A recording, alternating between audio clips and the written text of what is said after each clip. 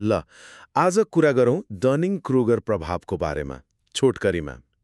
यो यो एउटा यस्तो मनोवैज्ञानिक पूर्वाग्रह हो जसले के भन्छ भने कम ज्ञान भएका मानिसहरूले आफ्नो क्षमतालाई बढाइ चढाइ गर्छन्, तर जो साँच्चै विज्ञ छन् उनीहरूले भने आफ्नो क्षमतालाई कम आँक्छन्।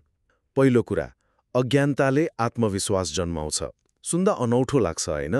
जब तपाईँ कुनै कुरा भर्खर सिक्न थाल्नुहुन्छ, तपाईँलाई के थाहा छैन भन्ने नै थाहा हुँदैन, अनि यही कारणले एउटा झुटो आत्मविश्वास आउँछ।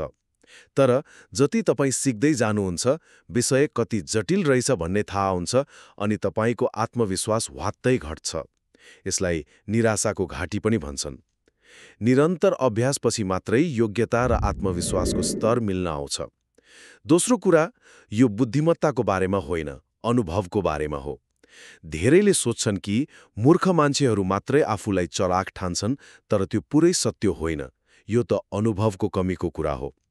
एकदमै बुद्धिमान मानिस पनि जब कुनै नयाँ क्षेत्रमा जान्छन्, यो प्रभावको शिकार हुन सक्छन्। अनि यसको अर्को पाटो पनि छ है।